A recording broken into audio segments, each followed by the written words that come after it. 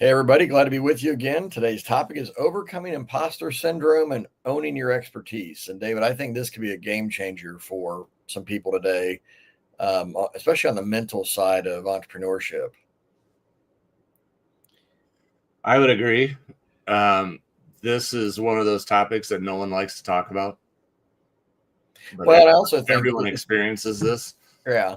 But we also get so into talking about tactics, right? And a lot of things we talk about, even on the show, we talk about the how-tos, which is needed. But if we can't get our minds right and our perspectives corrected, right, we're going to struggle with the execution of business. Right.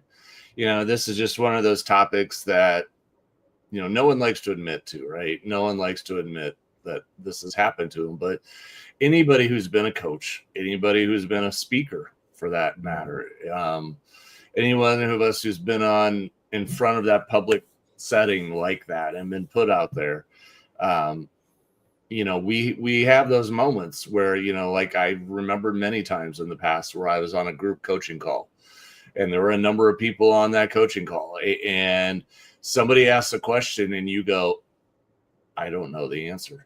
And everybody on that call is looking at you fully expecting that you would know the answer to this question. Right. And you're just sitting there going, uh-oh. But don't you know.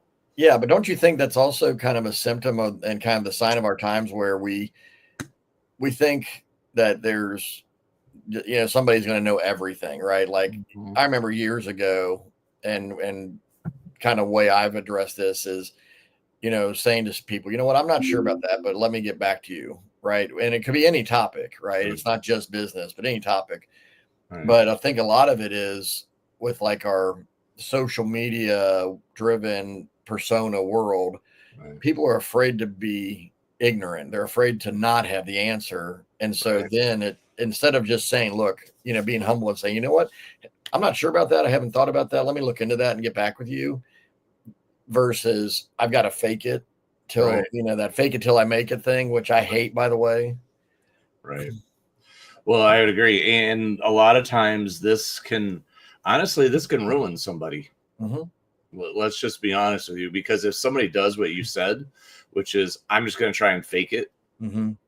And then, later on you try and follow the advice that they were giving, or I've had these times where I've heard somebody say something and I'm like, I don't know what the right answer to this question is. I don't personally know, but what they said, that just didn't sound right. Yeah. You have that, that answer, the logic in my brain is going, yeah, I don't think that's right. Yeah, you got warning signs going off. Right. I don't know what the answer is, but that didn't sound right. That didn't sound like that would be the answer. That didn't make sense. Mm-hmm. And so then you look it up later and you're like, all right, I'm going to research this a little bit more. What is the answer to this? How does this work?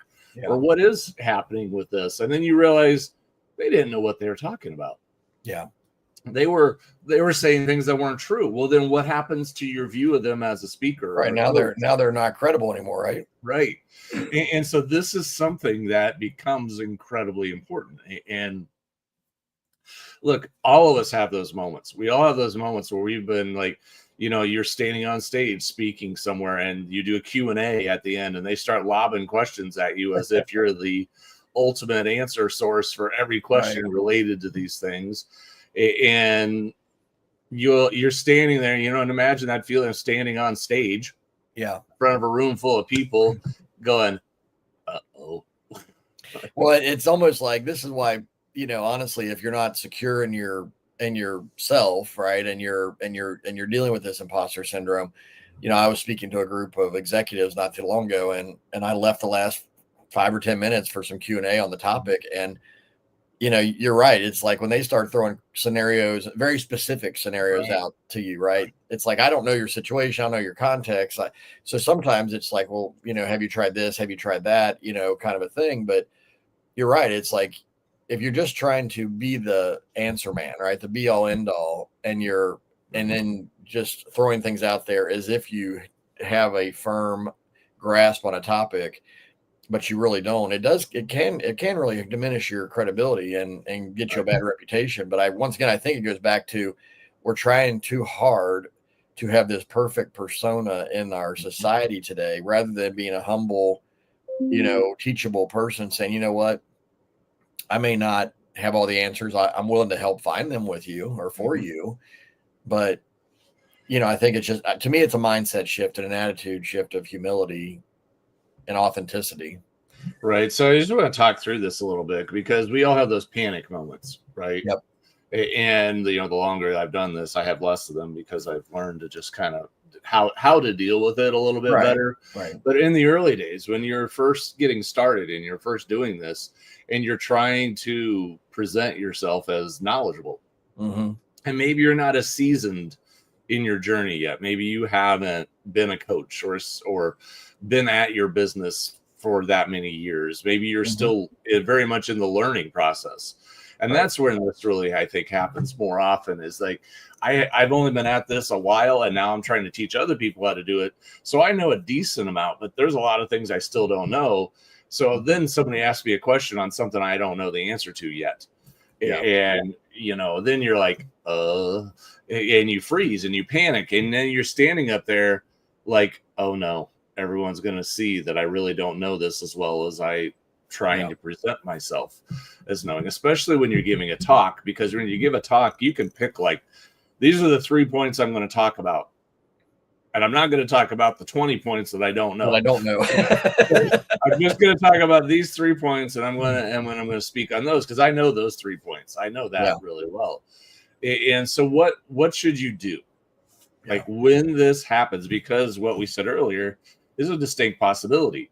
If you stand up there and try and blow smoke, and you're just trying to make stuff up, and I have somebody that I'm related to that does this all the time. He's always making up stories, always acting like he's the expert on every single subject. And even my children have figured it out. They're all like, everything he says is a lie. He's just making stuff up all the time. Wow. He's just making up stories to try and make himself look like this incredibly intelligent person. And everyone's like, we know that's not right. We know that's not true. And I'm like, yeah, well, you're all catching on now too. But his credibility now is trash. Right. Everything he says, they just look at and roll their eyes, because we don't trust anything you say. So how do you avoid that? Because obviously, if you do that, you're going to destroy yourself as a coach or as a speaker or as an authority figure in your space. That is the thing that you can't have happen. And so when these things happen, look, at the end of the day, we all just have to come to this point that none of us have all the answers. Yeah. None of us is an endless source of knowledge and expertise. Okay. And let's just get comfortable with that. I'm like, I know a lot of things about 2 subjects, basically. Like, you ask me about 2 or 3 subjects, I'm really good. But you go outside that, I'm like, I don't know. Yeah. I'm clueless as could be. I have no idea what you're talking about. Like, this is not my lane at all. And so I'm just going to sit here and smile at you, because I'm like, I can't contribute anything. I don't know what this is. But you, even in those 2 or 3 subject matters, there's so much I don't know. There's so many things I don't know. So somebody, let's say you're on a call or you're at an event and someone's asking you a question, and they're fully expecting you to have an answer. And it's like what you said, Chris. Sometimes it's like this is my specific situation. And I'm like, okay. Like somebody's coming up with a manufacturing question, and I'm like, not the world I've been in. I don't know manufacturing. That is not my world. I'm not an expert in manufacturing. Okay. And so what do you do? But they're looking at you like, can't you help me with this? So the first thing you need to try and figure out is, can you reframe that question into something that you do understand? Because they're coming at this and asking the question in a certain way and from a certain perspective that you're not familiar with. Yeah. And you're just going, I don't understand the framework that you're coming from. I don't understand the reference point that you're coming from. So is it like this?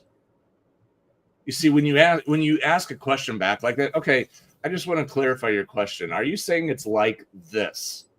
And what you're doing is you're creating a bridge from what that person is talking about into something that you're more familiar with. Right. Okay. So when you do that, now I'm reframing this question into a world that I better understand. Yeah. And I'm not doing that to try and dodge the question. I'm doing that because I am honestly trying to help the person. Right. But I need to put this question, I need to put these terms in a framework that my brain can actually work with. Right. So they're coming at me with these questions and I'm like going, I don't know. I'm like, I honestly don't know what that is, but there may be similarities here. Mm-hmm. There may be things that are in common. So wait a minute, is your problem like this? Because then I could like, oh, well, if you're doing that, that's similar to what I do in online marketing. That's okay. I could make some correlations here because even though I may not understand all the ins and outs of manufacturing, they have the same thing that they're doing. They have to, market their products and services. They have to get clients. They have to manage their cash flow. They have to generate a profit. I mean, all of those things are similar, right? Right. All of those things are there for every single business, even if it's not the same type of business that I'm in. So what I can do is, can I reframe that question? And so what do? You just start asking questions back. Can I just clarify a few things with you?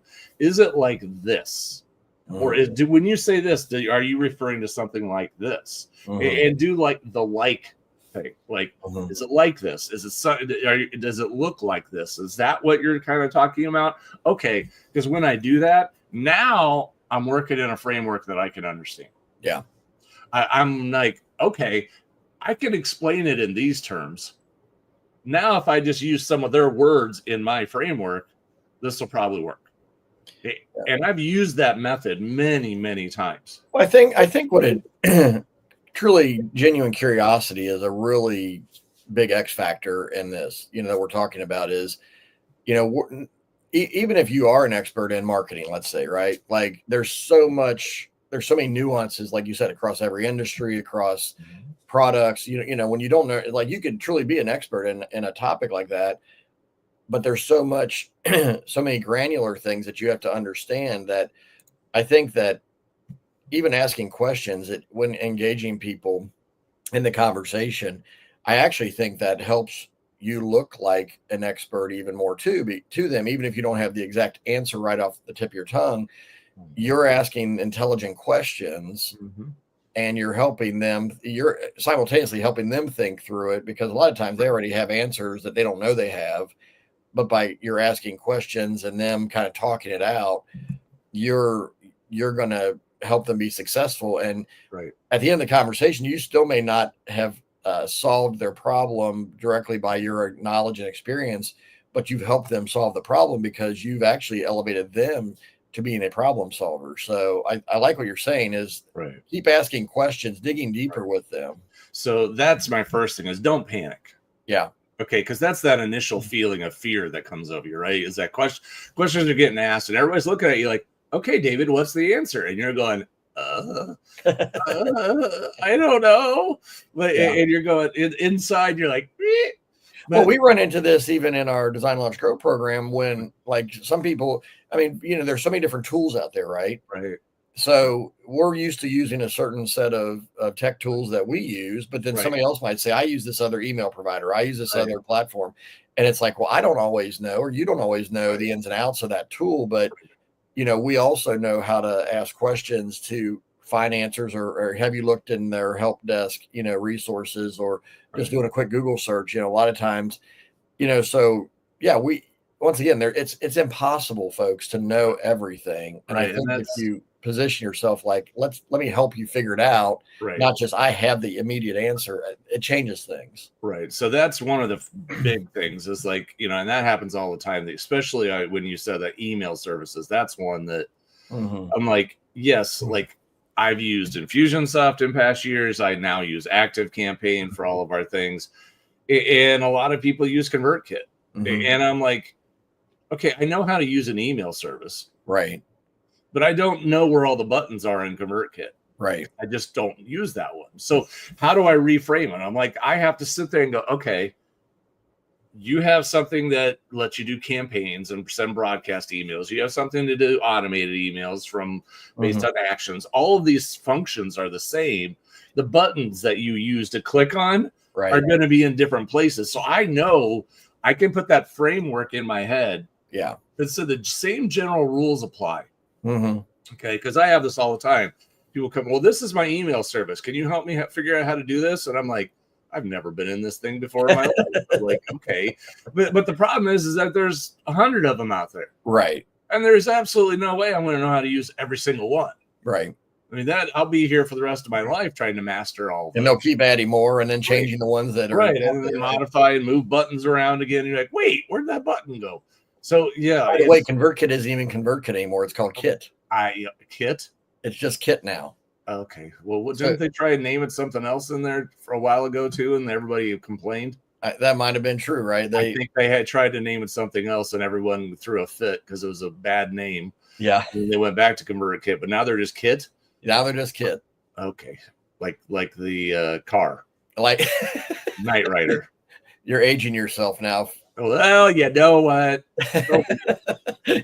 Knight Rider. But your point, like even a company like that, right, that has an established product, for whatever reason, not to judge their intentions on this, because I don't know why they really rebranded, but they rebranded, but it also updated their user interface. They, and that's the thing, right? Is you look at Facebook, you look at any social media, like there's all these upgrades, Google and whatnot, and it's like changes happen regularly. And even in Facebook ad platform that you've been very familiar with for a long time, changes so frequently, it's like you still have to dig in as somebody who's familiar with it. Right. So once again, not to belabor the point, but you're right. We can't know everything about every tool or topic. Right. And so that's really a lot of the point. So when you're looking at this, is number one, is there something that you do understand that you can find a relevant connection for? If there's not something you already know, is there an experience that you've had in the past that you can find a connection to? So like maybe somebody's going through something in their business or in their life, and they've got something they're struggling with to try and overcome. And you can sit there and think, well, I've never had that happen to me in my life, but is it like something that I've been through? Or is it like something that someone I know close to me has been through? Because that's another way of doing it. Your skill sets, you can find a connection point to try and find something like there, and then also in your experiences. Yeah. Can you go into your past experiences and say, okay, well, I've never, it could be a woman asking about, something that women face. And I'm like going, well, I'm never going to be able to fully understand that because I'm not a woman. Right. But I can find something that's like, how do I create a parallel? How do I find something that would be like that? So like, having and I've been able to do this before. It's like people who are having marital problems and you're talking to them and they get divorced and they're going through a divorce. Well, several years ago when I had the big breakup of our last business and so forth, I realized that this is in many ways what I went through was like a divorce. It really felt like one. And I suddenly had this great empathy for people who went through a divorce because I'm like, this was so painful. Yeah. This was so difficult. This was so ugly and so nasty. And yet you suddenly, even though I've never had that thankfully happen in my life, I can now relate to people because I have something similar in my experiences. And it's something that happened to me.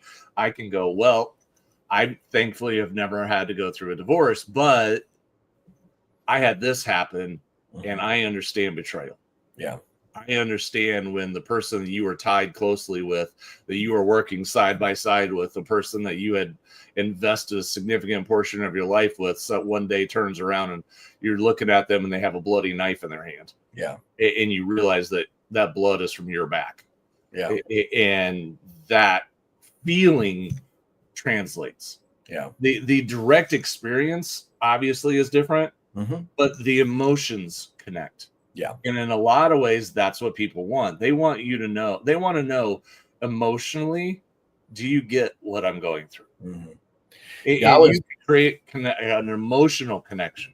Yeah.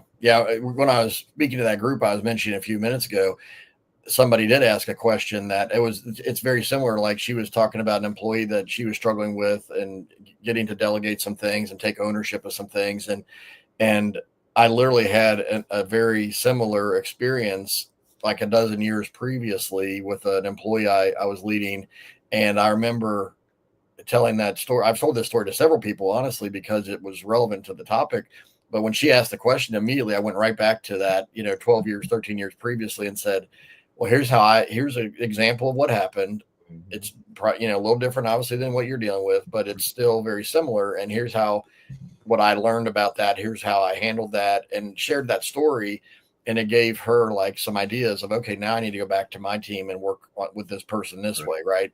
Because once again, I didn't know the exact scenario. I didn't know the personalities involved, all those things. But to your point, because I'd gone through something similar and dealt with it and figured out a way to find a solution many years previously, that story connected to that person asking the question and gave them something to, okay, now I understand how I can go deal with this, and I'm gonna have to deal with it my own way and whatnot. But I didn't say take 1, 2, and 3 step, process that's going to exactly work. That wasn't the point, but it was, hey, this is a solvable issue if you dig deeply to the root cause of what's going on there.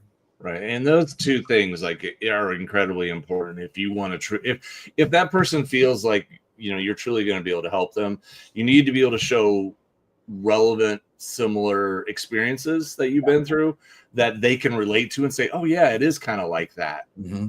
And so you do get it. Yeah. Or the emotional connection. It's got to be one of those two things. Like if you are developing either the experiential connection where with them, like, oh yeah, okay, yeah, you went through that. That's kind of, you get it. Or the emotional, like, how this feels. Mm-hmm. So then they understand that even if you don't have the specifics about something, you have a general understanding of the situation. And so, and then as you do that, as you've created the bridge. So the first thing is always, can you create a bridge? Yeah. Like you're asking something, I don't know the answer. Mm-hmm. How do I create a bridge to something I do know? That's the first thing. When I get those types of questions, when I get those types of queries from people, the first thing I'm always trying to do is, how do I create a bridge? Yeah. I have to go from, okay, this is what you're asking. I am not sure about this. And so I start asking clarifying questions. And the reason for my questions is always, how do I create a bridge to something I know? Right. How do I create a bridge to something that had a similar experience in the feelings and had a similar set of circumstances that I could connect to them on? I have to, before I try and answer the question, before I answer the question, I have to find a connection, I guess is the best way to say it. Is like, I have to find a way to connect to them and where they are, because otherwise I'm just giving advice randomly. And I've seen people do this. Yeah. I've seen people sit there and just, that's your problem, we'll do this. And you look it's almost like they're answering a question. Let's use this way. You see this on television as an example. An interviewer asks a politician a question, and that politician is so committed to sticking to 3 talking points that they answer questions they give answers to questions that aren't even the question, like right. They're just going to I'm saying what I want to say regardless of what you asked. Right. But once again, when you see through that, you lose credibility, right? Correct. So to kind of move this along, like after you've built that bridge, after you created the connection, because that to me that's job number 1. Create a bridge between what they're asking and something that and then you always have to stay away from that fear-based mindset. Because when that question comes, you kind of, again, I've a little longer in the tooth now, I guess you could say at this point that I've been doing this a while. It doesn't hit me as much as it used to in the earlier years. Right. But if you start panicking and you start getting nervous because you're like, oh crap, I'm going to be exposed. They don't know. They're going to figure out that I don't know these things as well as they think I do. When you get into that fear-based mindset, it immediately starts communicating a lack of confidence. Mm-hmm. It really starts communicating that you're not secure in yourself. Yeah. That you're not really, that you are faking it. That they're starting to go, why do they all of a sudden look very nervous? Why are they all of a sudden getting fidgety? Why are they, what? Like, did they just like get exposed for something here? Because it starts again, it starts to throw your credibility into the tank. Mm-hmm. And you have to avoid that. And so what you just have to be is you have to be really honest. And if it's something that is, look, I look at it and I hear what you're saying, and my brain is searching and I'm asking you some clarifying questions, and I just don't see a way to create a bridge. Yeah. Because again, that's my first job is creating that bridge from what you're saying to something that I know. Mm-hmm. That I can find that's similar. If I can't do that, rather than trying to fake it or trying to blow some smoke about this topic, simply saying, you know what, that's a great question.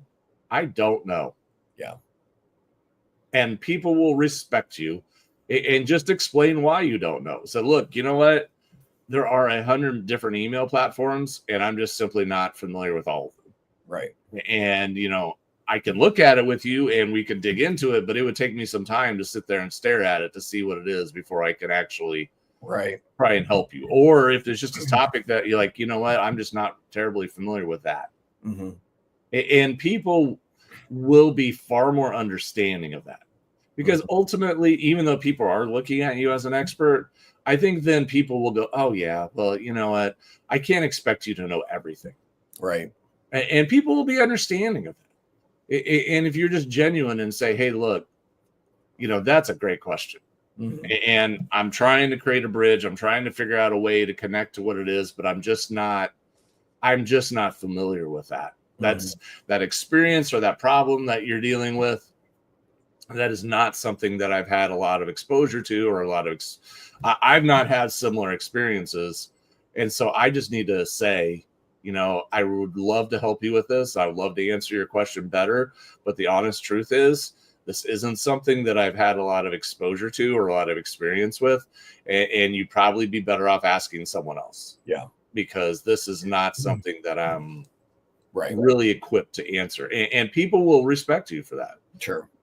So that's something that's far better to do than sitting there and going, I'm going to make up an answer just to try and make myself look smart. But I think you said something earlier that I think is really important, and you attached it to your age and experience maybe, but I think it's true no matter, like, it's about insecurity, right? If you're insecure, no matter how old you are, then you tend to do what you're talking about. You tend to try to fake it. You tend to try to, and it becomes this obvious, weird, awkward scenario. But, I think back to, even, and I'm grateful that I learned this probably in my early 20s, with people, is just be honest, right? Just be real with people. And some things you're going to know inside and out, other things you're not. But when you have security as a person and you value yourself and you realize, I know a certain level, but I don't know it all. Once again, there's humility involved and a self-awareness. Because I think once again, there's this facade that too many people are out there trying to play in the speaking or coaching online marketing world, that, expertise does not equal understanding everything, right? Like, it's not this perfect understanding. And you're right. People do understand that not everybody, that, people don't know everything. Right. But the more it's kind of like the more you play up like you do know everything, then people expect more of you. Right. And it's almost like they're just waiting to see when you'll break almost. Whereas if you say, you know what, like you said, I'm not familiar with that. I think you maybe need to talk to somebody else. I've had those even in sales conversations, David, I've had where, people say, well, they've asked me because they trust me for doing one thing. They ask me if I can do something else. And I'm like, you know what, that's really not my expertise in my lane. I wouldn't want to do that and not help you the way you need help. So let me connect you to some people I know that really do. Well, guess what? I have gained a great credibility, even though I might not have won that extra sale at the moment. what I've done is I've gained credibility long term with that organization or that person.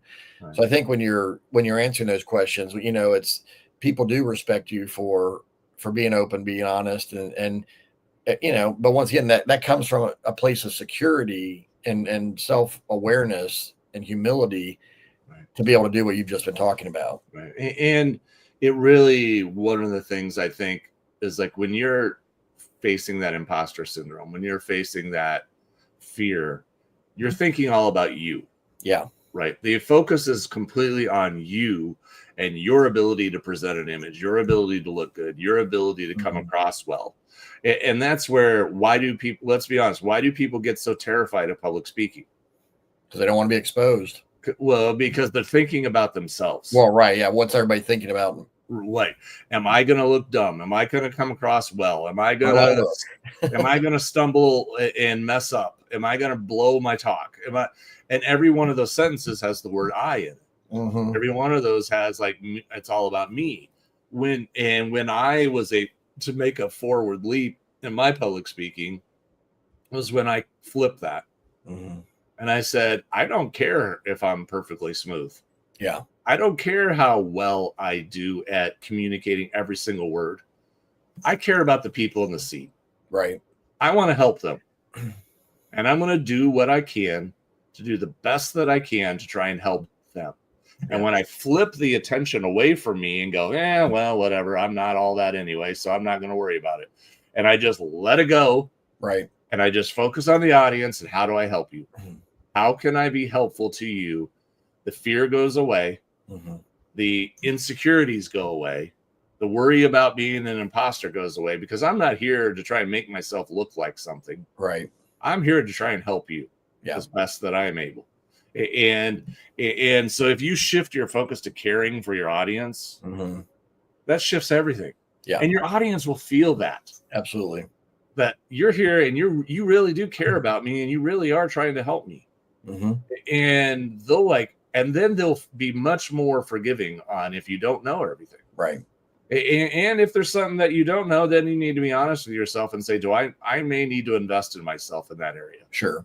Maybe I need to go get a book or buy a course or go invest in something. And there are going to become times when you get out there, especially, like I said, in the early years, when you're first building your skill set and getting more, building up your abilities and so forth, you may realize, I really need to learn this. Yeah. This is something that's important. I need to learn it. And then you just need to be honest with yourself and say, I need to go invest in that.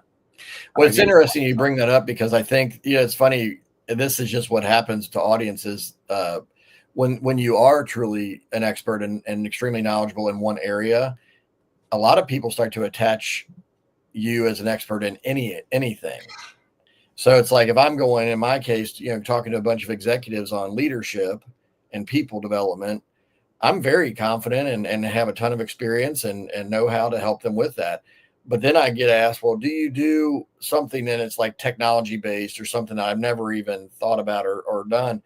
And I'm like, you know what? That's not what I do. But because they saw me as helpful and as an expert in this leadership lane, they think that I know all these other things. And I'm like, why? I don't know where you made that leap. But, that's where I think you have to, know yourself and be honest enough to say, you know what, I could probably, or, maybe even sometimes I can't even begin to help you. Sometimes I can maybe begin to help you, but it's not going to be what you really need. Right. So I'd rather not even go down that path. Right.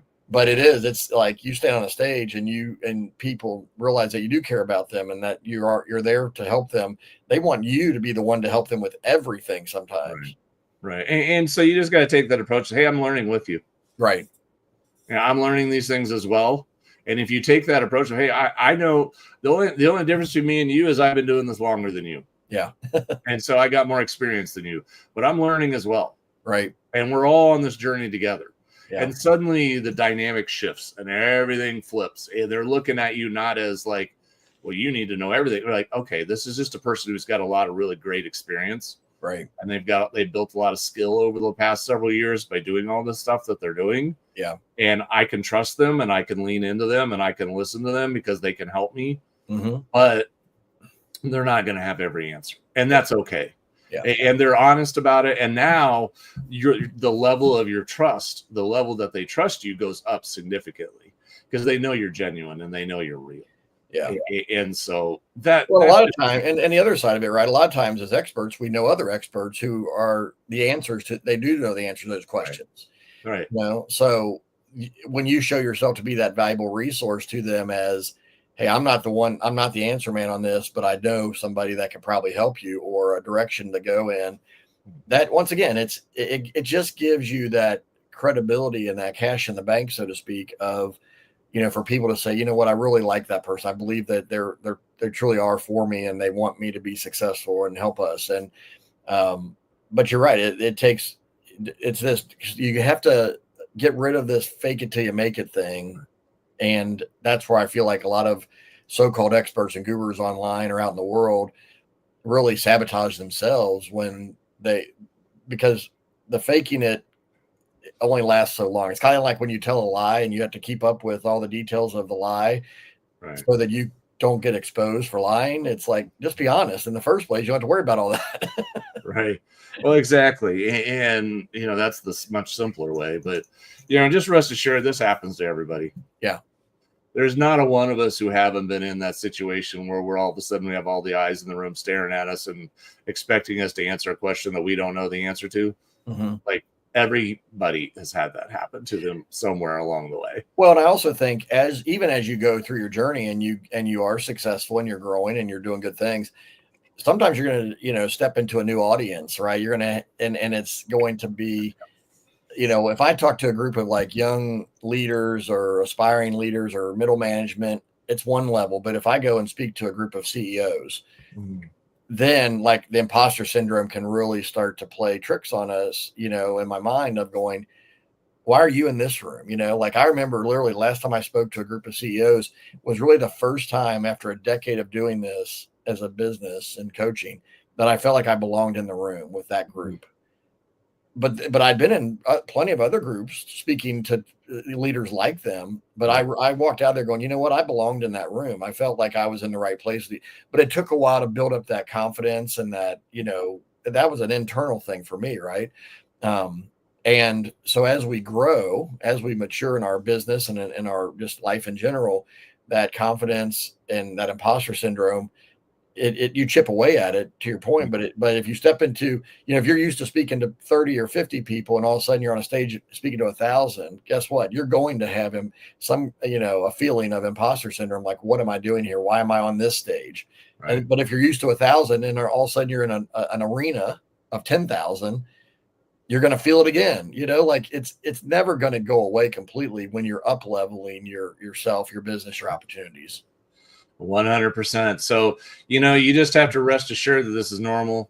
Believe in yourself and give yourself credit, because odds are you're probably better than you even think you are. You know, too many times we think, well, I don't know. Well, you're focusing on things you don't know. And the reality is there is so much knowledge in the world. There is so much information in the world that it is impossible for anyone, even on one subject matter, to know it all.